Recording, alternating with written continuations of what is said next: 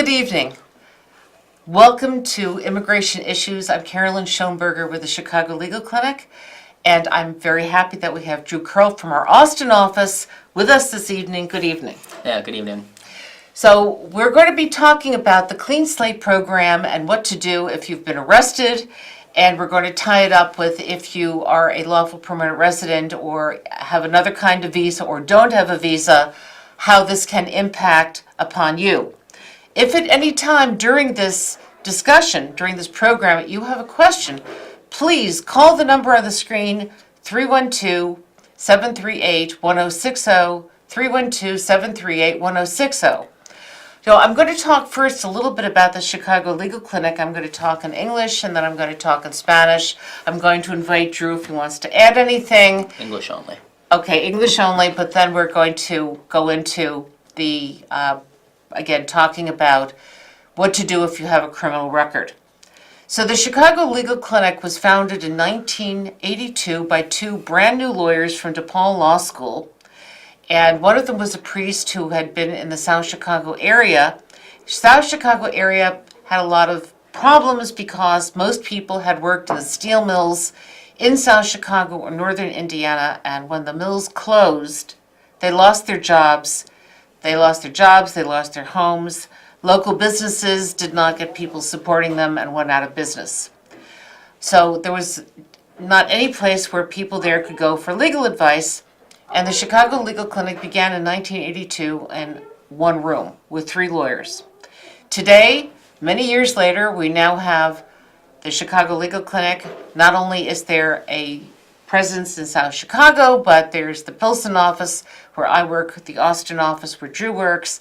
Downtown, there is a downtown office, and there are free clinics that are available in the Daly Center that help out with name changes and foreclosures and child support. And there is also a legal advice and referral clinic at Harold Washington College, where I'm also a professor. So if you have any questions regarding criminal records, immigration, domestic violence, Social Security, disability, real estate, any civil matter, please contact the Chicago Legal Clinic. The telephone number is on the back, 773-731-1762, 773-731-1762. Please call between the hours of 9 and 5, Monday through Friday, and someone will help you.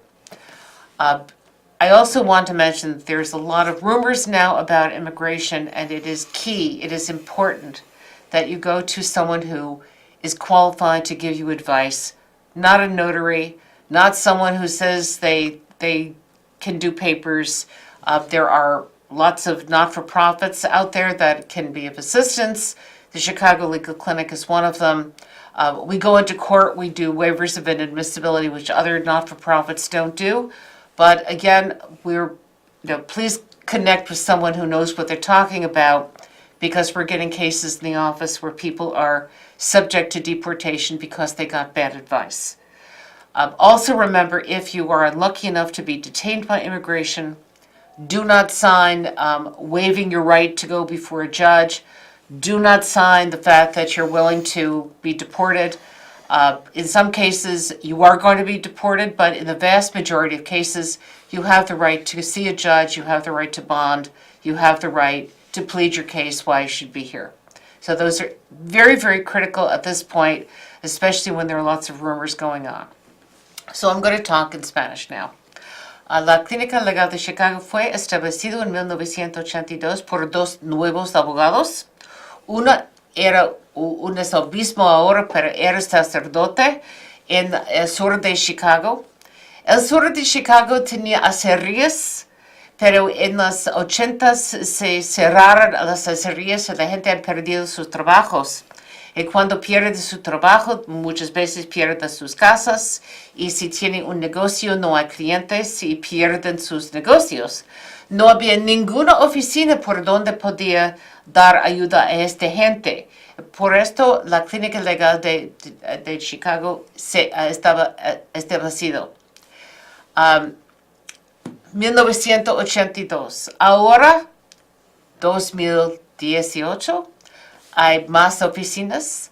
Uno que existe en el sur de Chicago, Pilsen, donde yo trabajo, también Austin, donde Drew, un colega, trabajo, en el centro, y hay clínicas gratis ofreciendo ayuda, ayuda legal por gratis en las cortes, ayuda con gente de foreclosure, con mantenimiento de los niños. Y hay una clínica legal gratis que da aviso legal a estudiantes en Harold Washington College. Soy profesora allá.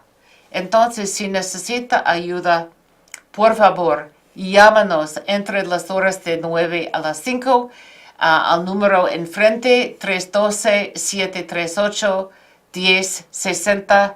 Llámanos, por favor, si tiene preguntas sobre inmigración, seguro social de incapacidad, si tiene expedientes criminales, si quiere limpiar sus expedientes, bienes raíces. Llámanos, por favor, vamos a tratar de darle ayuda.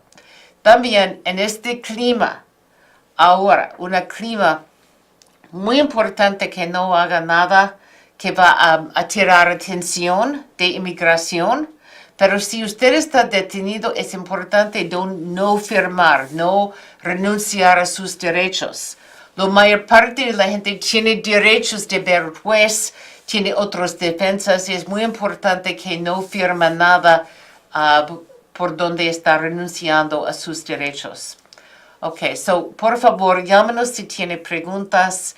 Y ahora yo quiero presentarle con Drew Curl, que es el jefe de nuestra oficina en Austin, es director del programa que limpiar expedientes criminales, y hablaremos en inglés sobre este programa. Welcome. Thank you. Do you want to add anything to what I said about the Chicago Legal Clinic? No, I think you summarized its history pretty well. Okay, thank you. So again, let's first of all mention, what is the Clean Slate Program? Can you tell us what it is? Sure. So I'm the director of this program, and it is a program related to criminal records.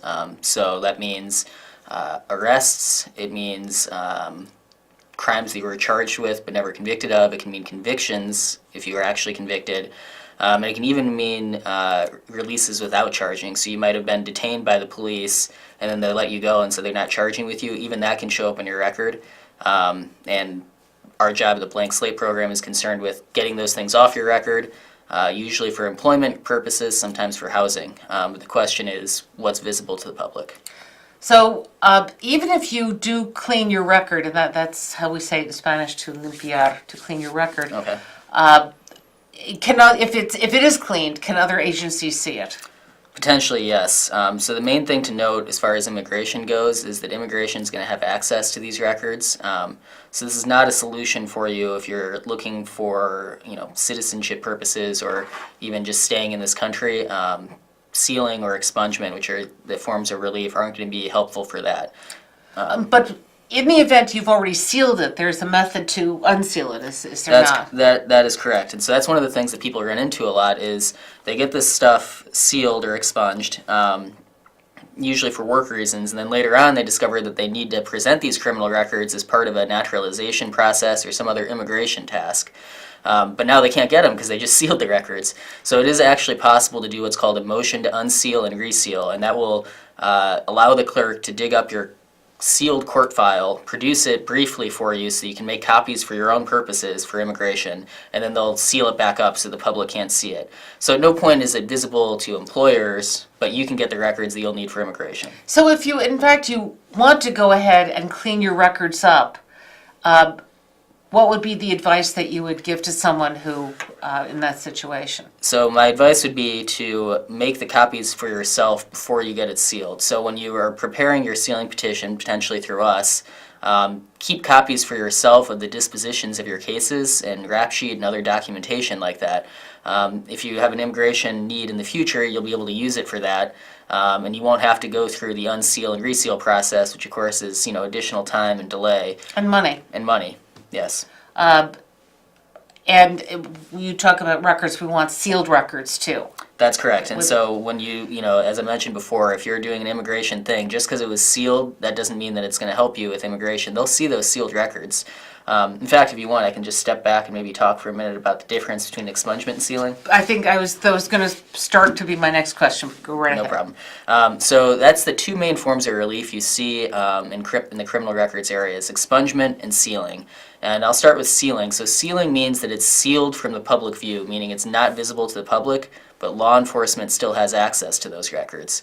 And that, again, includes immigration enforcement, and naturalization services. So if you're applying through a government agency, they're going to see those sealed records. So, again, can anything be sealed or just certain types of things? Just certain types of cases. And so your other form of relief is expungement, and expungement means that even law enforcement is supposed to delete their copies, destroy their copies of these records.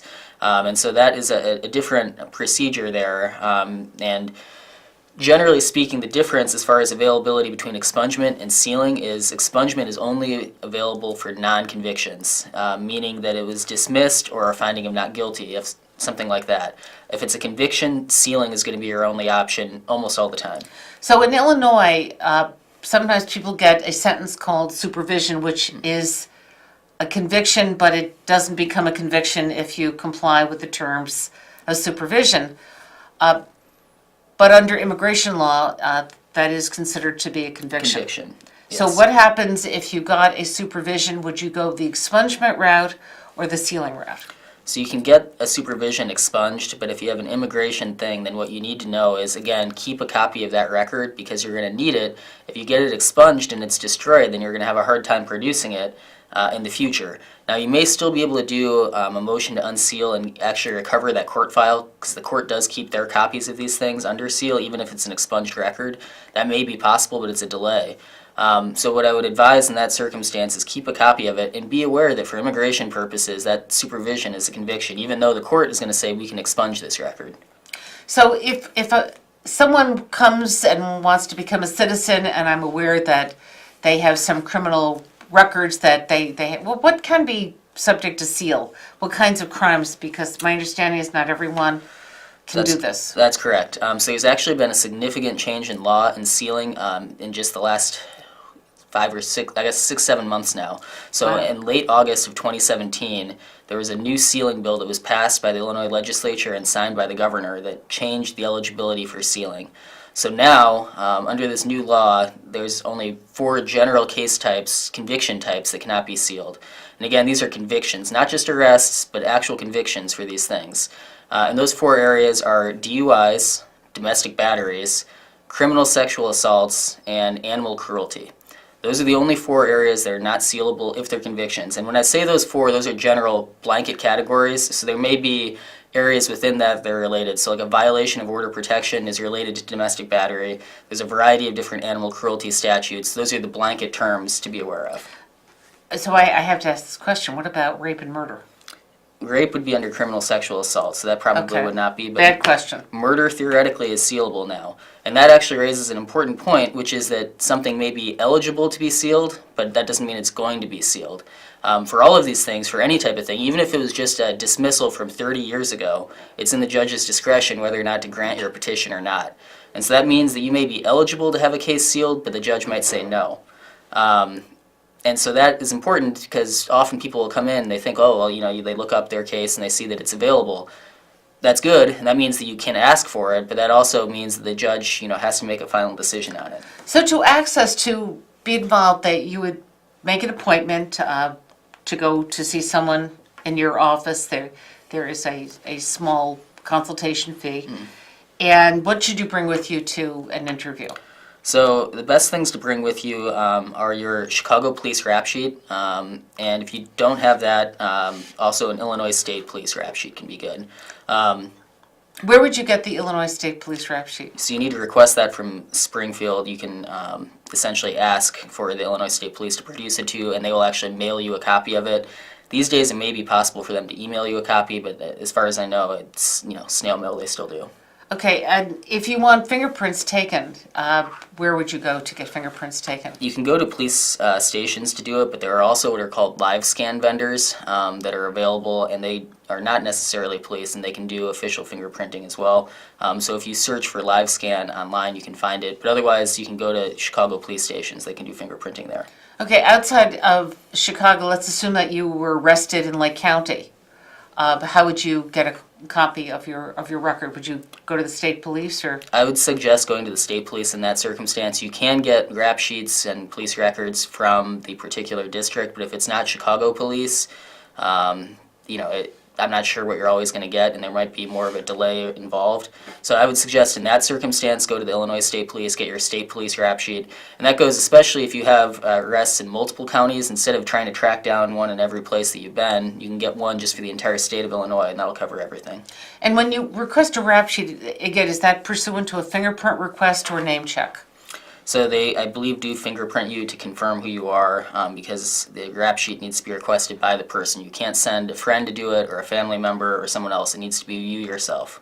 But you can go and find out if there's been a conviction through the clerk of the court, because that's a public record. It's a public record, so if you just want to find out what happened or if someone's been arrested, you can look those up in the computer system. But as far as getting your personal rap sheet, you need to be you yourself getting it. What I like about what the Chicago Police does is it basically talks about arrests and then convictions, so that I could actually see if in one case someone was charged with a felony, it was reduced to, it was a theft, shoplifting, and I think person shoplifted maybe $300, was charged with a felony, it was reduced down to a misdemeanor, and this showed up on the police record, which was very helpful in that particular case. So once you accept a case, you get all the records, what happens next? So the next phase would be we would review it and see what's going on. So eligibility is the first question. So I already mentioned, you know, if it's conviction, it'd be sealing only at most. If it's a non-conviction, it's expungement. The other thing to be aware of is waiting periods. So waiting periods used to be a more complex area of this law, but with the new law change, that has also changed. Now the waiting period for any conviction is 2 years from the end of the sentence. That's when you become eligible to seal. When you talk about a sentence, does that include probation? That includes probation, Okay. It includes conditional discharge, it includes jail time or prison time, time considered served. And when I say the end of the sentence, that's important to remember. That's not 2 years from the day you were sentenced, it's 2 years from the day you finished it. So if it's a probation, it's 2 years from the day you officially, the court says you've completed your probation. And that's when the clock starts. Okay, so you look at eligibility, then what happens? So once we've determined eligibility, we would get in touch with you and say, hopefully, ideally, everything's eligible to be sealed or expunged. Or if there's a waiting period on some of your cases, we'll inform you of what that is. And then, you know, if we think it's a good fit for us, then we'll offer you a retainer contract to do the expungement or sealing, or both, if you need both, with you. The other thing to know as far as waiting periods go, even though you're in a waiting period for one case, that doesn't mean all your cases are in a waiting period. So we could do everything that's eligible now, and then once the 2 years is run, we can do the sealing on that case as well. And so that's a possibility as well. Sometimes people want to do it that way just to get as much off right now as they can, and then come back in later when they're eligible. And you also are involved with a call at 26th Street. Can you tell us a little bit about that? That's correct. The expungement and sealing call is heard every Tuesday and Thursday here in Chicago at the 26th and California Criminal Courthouse. And on Thursdays, the Chicago Legal Clinic is there, and we assist everybody who does not already have an attorney prepare for their hearing in front of the judge that day with their expungement or sealing case. And what happens at these hearings? So the main question here is whether you have an objection in your case or not. And this is an important thing because these clients are coming in and we have not had a pre-existing relationship with them because they didn't contact us ahead of time like we were just talking about. We don't know anything about you when you show up on this day until that day of. And so what's going to happen is something we're figuring out on the spot. So when you contact us ahead of time, it tends to be a little smoother because we can find these things out, get you ready. But if it's not, then what we'll do is we'll determine if there's going to be an objection in your case from the Cook County State's Attorney's Office. Basically, they're saying we don't want you to get your expungement or sealing. And if there is, we'll help you prepare for the hearing so the judge can decide. So when we go into, you help the client, you can anticipate what the objection might be. Yes, usually you can. And so often the state they'll mark out ahead of time what their cases they're objecting to, and we can talk with the state's attorneys, see if they'll tell us what it is. And usually you can also just review the court file, which we always do ahead of time, and see what's what. So when you're doing a sealing case, let's say maybe a traffic violation where someone was injured, reckless driving or something like that, would that be a kind of case that the state would object to? Most likely not. So traffic is a complicated area you brought up, because sorry. ordinary traffic cases are not sealing or expungement eligible. If it's just traffic, you can go down to traffic court to deal with those things. But there are criminal traffic cases, so reckless driving is actually a good example, because that is a criminal, that's a crime. And so reckless driving, depending on the circumstances, may be an objection, because sometimes reckless driving is a thing that DUI was pled down to, and in that circumstance it could be a big problem. In fact, reckless driving is one of the areas that it's a conviction is not eligible under the DUI blanket. But reckless drivings are often dismissals. If it's a dismissal, maybe it's a problem, maybe it's not. What kind of cases, other than the ones that you mentioned where there's no eligibility, but what other kinds of cases would the state likely object to? So the common ones are just anything that's more serious. So the murder scenario that we mentioned, that's probably not going to fly. And maybe everyone's okay with that. But also, there are dismissals for things that, because it's a dismissal or a finding of not guilty, it's eligible to be expunged, but the state's going to be worried about it. A major area is domestic battery. If you have domestic battery dismissals, even though they're eligible, the state very often objects on those. And what is the ground for? They're concerned about they'll call it public policy, and what they're concerned about is that often the reason it was dismissed is the witness, who's the victim, didn't want to cooperate in the case, potentially because they're still being victimized, other things like that. And in those circumstances, you could have a hard time getting it done, and you're much better off if it's something where you can show that you've attended domestic violence counseling. If you're still together with the victim, if you can show that you did, family reconciliation and improve the situation from how it was. And then, of course, the biggest thing, and this goes to more than just domestic battery, is passage of time. The more recent these things are, the more problematic the state's going to find it, because they're going to think that you haven't really changed. Whereas if you're going 10 or 20 years in the past, obviously that's a different scenario then. Can they look to see if you've been convicted of similar crimes? So let's assume it's not domestic battery, but it's battery, that you have a conviction, but there have been other convictions, assault. Can they look at that? They can, and so sometimes they'll say that there's a pattern of violence, and that's their concern, is it may only be a battery conviction, which is eligible, but if you have a lot of them, that can be worrisome to the state. And again, time is a key factor in this, so you might have had several of these in the 90s, and then since then something has changed in your life. That'll be a different thing than if it was something that was happening, last year. Okay, well, we don't have a lot of time, but so basically, if it is better to be prepared rather than surprised. Yes. Because once you have gone to court and if the judge does not agree to have your case sealed, is there you could appeal, but All right. that'll be hard. It's hard, and so often if you're denied on the first time, the best advice to give is to just wait and reapply one more time has passed. There's nothing, if you've been denied a sealing or expungement once, there's nothing preventing you from filing again. But my advice is, in that scenario, wait some time before you do it, so that, when you come back in, it might well be the same judge that's hearing your case, and if you come back in a few months, they'll just deny you again. And you would probably advise people to get involved in doing public service. That's right. Things that can show a change in your life and that you're trying to give back to the community. So volunteering in the community, religious attendance, community groups. If you had a past problem with drugs and alcohol, being involved with AA or NA or other groups that are related to getting clean and keeping people clean, those kind of things can show a desire to be a positive member of society, so to speak, and the judge is likely to take that into consideration and be more likely to grant you. Okay, so again, just to sort of sum up, if you have questions, if you have any kind of arrest on your record or conviction, and very good thing you don't want future employers to see, you would contact the Clean Slate Program, Drew and people who work with Drew, Yep. by calling the number 312-738-1060, 312-738-1060. Next month, March 21st, We will have immigration issues, and we will have our favorite tax attorney to come in to give you some guidance, such as you can't claim the same person as a dependent twice. On your taxes, dad can't claim someone, and the person can't claim himself. So we look forward to seeing you on March 21st.